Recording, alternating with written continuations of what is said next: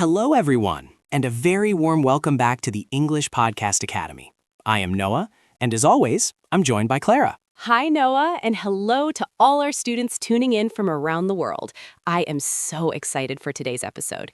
We received so many messages after episode 1, and it seems like everyone is ready to take their English to the next level. That's right. Today, we are tackling what I call the mental prison.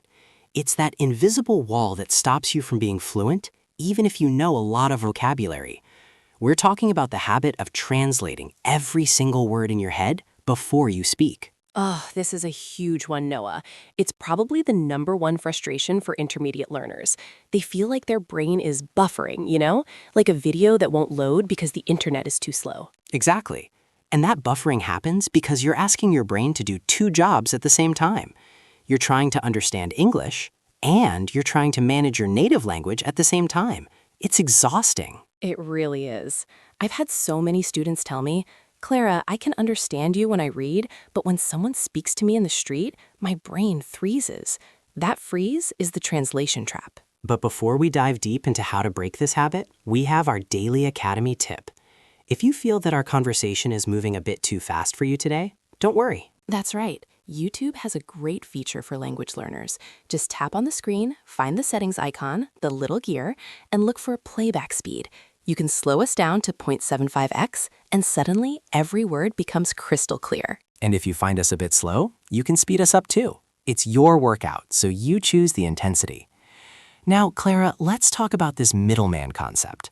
I think this is the best way to visualize the problem. I love this analogy. Imagine you want to buy a cup of coffee. Usually you go to the counter, you ask for a coffee, and you get it. That's a direct connection. But translation is different. Translation is like having a person, the middleman, standing between you and the barista. You tell the middleman you want a coffee in your native language. The middleman translates it into English. Then he tells the barista. Then the barista answers, the middleman translates it back to you. By the time you get your coffee, it's cold, and the person behind you in the line is getting very angry. That's exactly what happens in a conversation. Real life moves fast. People don't wait for your middleman to finish his job. If you want to be fluent, you have to fire the middleman. You have to remove your native language from the process. If you're ready to fire your middleman today and finally start speaking with confidence, make sure you hit that subscribe button right now. Join the Academy family. We're growing every day, and we want you to be part of it. And don't forget the notification bell. It's like your daily alarm for the English gym. You wouldn't want to miss a workout, would you? Okay, Noah, firing the middleman sounds great in theory, but how do we actually do it? My brain has been translating for 10, maybe 20 years. It's a habit, Clara. And like any habit, you can't just stop it. You have to replace it with a better one. We need to build direct links. Direct links. Tell me more about that. Think about how you learned your first language. When you were a tiny baby, you didn't have a translation app in your hand. You didn't know grammar rules.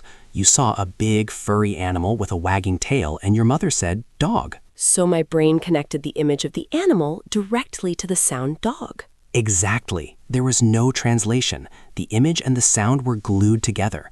But when we learn English as adults, we often glue the English word to our native word instead of the image. We glue dog to perro or chien or cow. That's where the mistake begins. So we need to go back to being babies? In a way, yes. We need to bypass the words and go straight to the senses.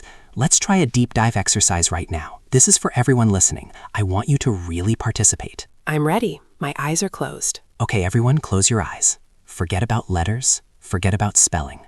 I am going to say a word, and I want you to let the image appear in your mind. Rain. I can see it.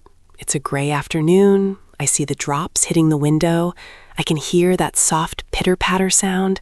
I can even smell that fresh, wet earth smell. I don't see the word in my language at all. I just feel the rain. That is a direct link. You are experiencing the English word, not translating it. Let's try another one. This one is more intense. Lemons.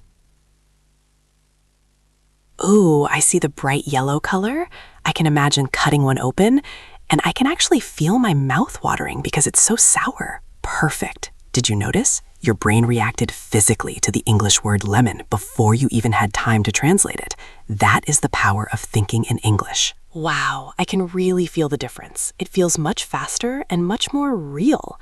If you felt that too, hit the like button right now. It helps us know that these exercises are working for you. Most students spend their time in books, but the Academy is about real-world experience. You have to feel the language in your body if you want it to come out of your mouth naturally. This is fascinating, Noah, but how do we take this feeling from the podcast and bring it into our daily lives? That is the most important part. You need a challenge, something to force your brain out of its comfort zone. I call it the one-word lockout. I remember this one. It's tough, but it works wonders. It's very simple. I want every student listening to pick one object that you use every single day. Something common. It could be your phone, your coffee cup, or your keys. Let's say I pick my phone. What happens next? For the next 24 hours, you are officially locking that word in your native language. You are forbidden from using it, even in your own head. So if I'm looking for my phone and my brain thinks of the word in my native language, You stop.